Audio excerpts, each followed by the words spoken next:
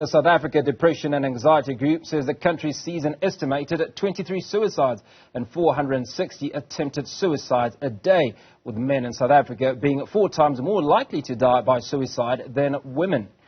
There might be some relief for those who have reached a breaking point. In a journal by author Nthabiseng Ngoepe, which seeks to offer practical guidance towards positive living, well, she joins me now in studio to share her inspiration. Nthabiseng, really good to see you. Thanks so much for joining us. Thank you so much for having me, Hugo. Now let's talk about suicide. You had a personal struggle with suicide. What led to it, and how did you achieve a point where you felt, you know what, I'm strong enough to carry on with my life? Well, I had 3 attempts at taking my life. The first was relational, the second also relational, and that was the breakdown of my first marriage. The first was just as a teenager when my relationship fell apart at that time. And naturally, I thought I cannot live without this guy. And my third suicide attempt was economical. I had lost my job, and that for me put me in a situation where I could not face the world. You know, moving from a successful practitioner in the legal space and now suddenly to be unemployed. I could not handle that. And of course, you know, getting to a point where I can say I am strong, you know, not to even think I can act on those thoughts again. It's mainly centered on finding myself, you know, knowing who I am, you know, knowing the voice within me that must speak to me when I am down. And that is where we find that most people who don't have a concrete substance of who they are, a definition of who they are, what they stand for, what their passions are likely to give in to those thoughts. So are some people more prone to suicidal thoughts than other people? I would say that, you know, it's a journey for everyone. It depends on how really one handles difficulties. And we have different ways of dealing with challenges. And in the journal, I mainly take anyone who is facing anything. And I say, firstly, that the journal is for everyone, because we all have issues that we are dealing with. And the crux of the issue and the defining distinguishing matter becomes, are you likely to act on it, or are you likely to find alternative ways of dealing with your difficulties? Now, obviously for you, it was a process over time. Started when you were a young woman, and obviously to a stage where you were grown. What were the phases during that time that you went through, up to the point where you decided, I'm strong enough to live, I want to live, and put those thoughts behind you? Anxiety, firstly, you know, anxious as to, you know, who do I belong to? Who will love me? Who will have a sustainable relationship with me? Because, as I said, mainly the first 2 attempts were relational. So that was the main focus for me, feeling that no one really embraces me. And moving from that to a depressive state, where I felt really no one bothers to love me, and misinterpreting what I thought was just genuine interest in me, interest in what I did to love. And that led me to depression as well. So one really just moved through a couple of phases, you know, even driving me to alcoholism, promiscuity, and those were some of the phases that I found myself, you know, dealing as an adult in. And to a large extent, one must be able to, you know, have self-awareness. And that is where I am at now, where I'm able to spot I am quickly drifting back to those thoughts. I'm quickly drifting back to a depressive state. And that is what distinguishes the Nthabiseng then and the Nthabiseng now. Well, Nthabiseng now is an author, and you've got those 2 books. If I could just have a look at those two publications. And you've got a journal here, Maintaining Your Joy. And then you've got the Mending of a Broken Vessel. Now talk to us about what's led to the publication or development of these 2 books. Well, my latest and second release, it's Maintaining Your Joy, a journal for daily positive living. But the story of Maintaining Your Joy is not complete without the mending of a broken vessel. And in actual fact, that is where it starts. You know, taking viewers through the chronicle of my journey from young, being a young child in a broken home, how I lost myself, and how that started, you know, me on a quest of, I want to be loved, I want to find a place of belonging. And we get to a phase where I've been able to express myself through Maintaining Your Joy. And Maintaining Your Joy was my way of reaching out, of attempting to help myself. And this was at a point where I had lost my mother-in-law, and I quickly spotted I'm slipping into that depressive state. I'm quickly going back to that anxiety state. And I looked around me and I thought, let me bring something to life. And that is where Maintaining Your Joy started. It started with me penning down my feelings on a day-to-day basis. Now, you talk about many things. You talk in the book about a fractured family. You also talk about establishing boundaries in our personal lives. How do boundaries contribute to this journey? If one does not have a set of boundaries, you don't have a way of communicating to the world how to relate with you. And that is very imperative. Otherwise, people will just step on your toes, and you will not have a way of saying, hang on, this does not work for me. So establishing your boundaries mainly has to do with how you educate people as to how to treat you, as to how you will deal with them. And it's not a bad thing, really, to say, this will work for me, this will not work for me. If you want to have a good relationship with me, I expect you to observe the following lines. And there's nothing wrong, really, with that. And unfortunately, for most of us, we have not been taught to articulate that, and it comes across as being rude. But it's really not. Now, I have a question, and that's around strength of character, right? Because the world, unfortunately, is a horrible place. There are many awful people out there who don't care about your boundaries or any boundaries that I might have.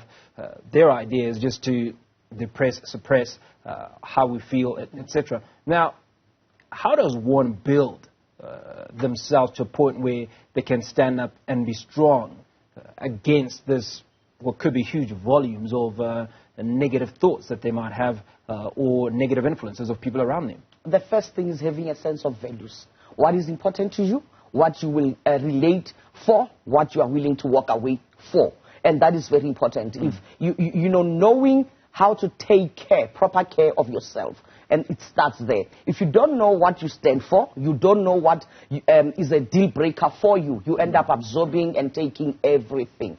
Now, for me, personally, what spoke to me was finding a relationship with God. And that is where I was able to stand up and say, I know who I am. I know that I'm fearfully and wonderfully made. I know that God has a purpose for me. I know that I'm on a journey, and I know that I'm supposed to impact other people. So those voices that came later on in my life, trying to condemn me, trying to take me down, I realized I can actually stand for myself, because the most important voices that I had were my own. Now, something else you talk about is gratitude versus the never-ending problems. We all have problems, but you talk about the need to be grateful. Walk us through that process. It starts with adapting the lens of your mind. If you see everything in a gloomy way and you see nothing that you can really be grateful for, it just, sets you on a course of depression. It sets you on a course of everything is so negative around me. But when things don't go well, you instead tilt the lens of your mind to see the blessing. I'm beyond that point in my life where I'm easily let down. I don't suffer disappointments much. If I'm in a commitment and that commitment is dropped, I'm let go, for instance, I always tell myself that, what can I do with my time? What good thing am I learning from this? Even from how people relate to me. I always look at it as, what lesson can I learn about myself? What lesson am I learning from this person? And I take that. So at the end of the day, I become grateful for the disappointments, and I become grateful even for the hurts, because I wouldn't be where I am. I am forged in fire because of the pain and the hurt. But I also learn people and learn to relate with them because of those disappointments as well. Now, something else that you've come up with is monthly themes for well-being and mental health. We all know how important our mental health is. That's true. On each individual month, I take readers through an individual focus point. And I would say that this month we are focusing on dealing with challenges. And I say to them, look at how you deal with challenges. Instead of feeling disappointment, rather rise up and learn a lesson. Look at the silver horizon, the rainbow in it all. And then another month we focus on, boundaries. Another month we focus on communicating honestly. And that is part of taking proper care of yourself, in the sense that move away from the expectations of the world. Move away from telling people that you're fine when you're not. Get to a point where you can communicate your feelings without feeling judged, without feeling that you are being a burden. And one of the things that is so dear to my heart that I touch on in the journal is how to deal with people. As an individual, listen to me when I need to be heard, because you could be saving my life in that second. Now, you talk about purposeful living. What is purposeful living? Oh, purposeful living is knowing why I'm here. It's knowing what does God want for my life. It's walking in those steps daily, because that guides you to say, this I will not do, this I will do. This doesn't serve my purpose, and this is not taking me anywhere. So it navigates your journey on a daily basis. If you are invited, and it starts with simple things. If you are invited to an event, you ask yourself, how does this serve or tie in with the journey that I'm walking? And if it's not, why should I go? It's that simple. Know why you are here. Now, it's simple because you've walked the journey, right, over many years.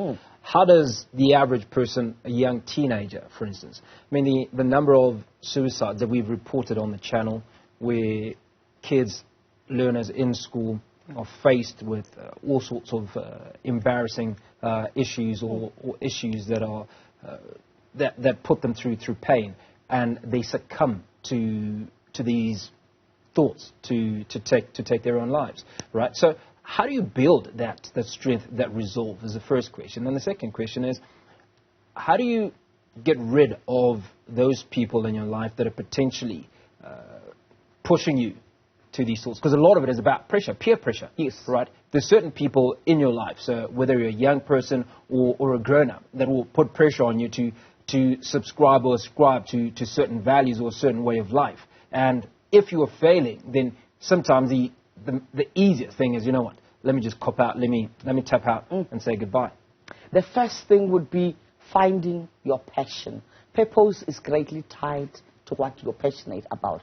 That thing that you love, that thing that you find yourself, drawn to, is most likely a purpose for you in it. And, we've got to encourage our children. We've got to encourage, from a very young age, that we don't be a society, as we are actually currently. We don't be that society that, negates everything that the child loves. Because in it, there may be something that they are growing into in the future. And with that, it starts, simple. It starts very small. If it's gardening that the child loves, let's take our children to the botanical places. If it's art that the child loves, let's encourage and nurture that.